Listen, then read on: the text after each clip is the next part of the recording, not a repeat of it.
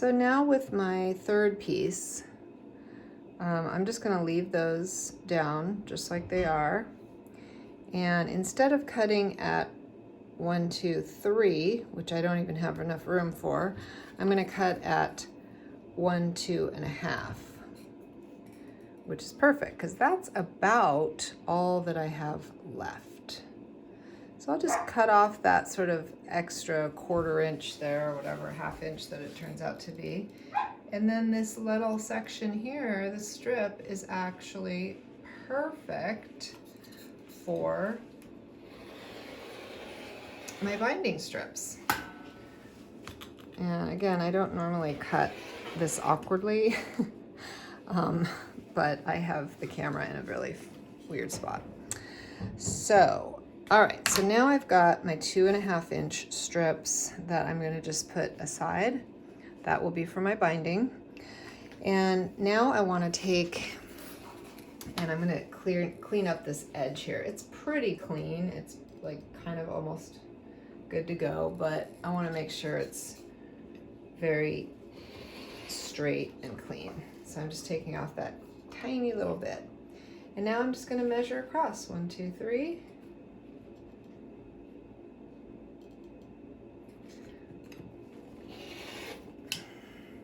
One, 2, 3.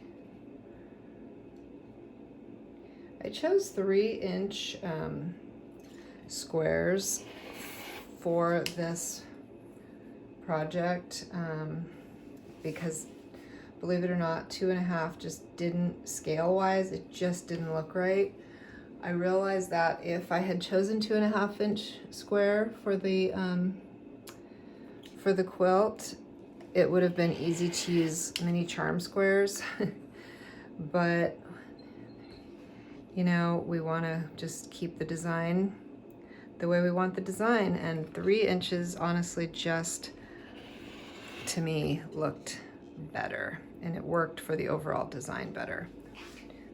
Okay, so I'm gonna cut, I've got 1, 2, 3, 4, 5, 6, 7, 8. I really only need 9. Some of them I'm gonna need 10 for. So at this point you can just do it however you want. If you wanted to take this rectangle aside, since you only technically need 9 squares, you could do that. If I wanted to cut 10, I could have kept that rectangle, but I'm gonna use just 9. 1, 2, 3. And I'm going to cut another 3 inches, another 3-inch square. Okay, so now I've got another size rectangle, and I'm gonna just be putting those aside. So now I have my squares. They're so pretty, so excited. Get those out of the way. And now I can just separate these into, oh no, look at that, I didn't cut them. That's that weird angle I was at.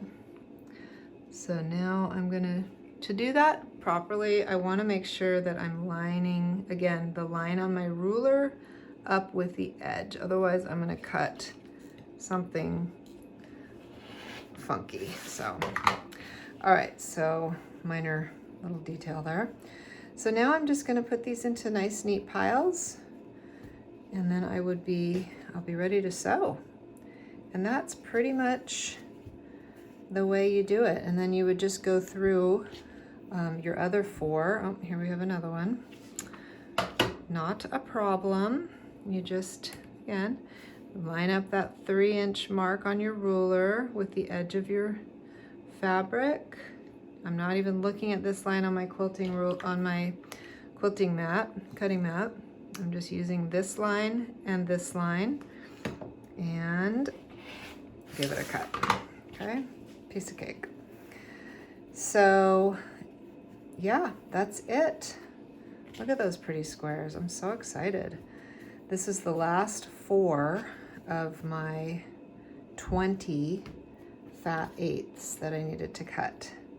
So they are ready to go. I cannot wait to start seeing these come together. I hope that if you're following along with the Harken Quilt Along, you have found it fun so far to cut, and that you're working with fabrics that you love, because really that is why we do what we do, isn't it? Just to play with color and make something beautiful, and hopefully enjoy the process. And there you have it. Okay, 4 fat eighths stacked to make those cuts. Easy peasy.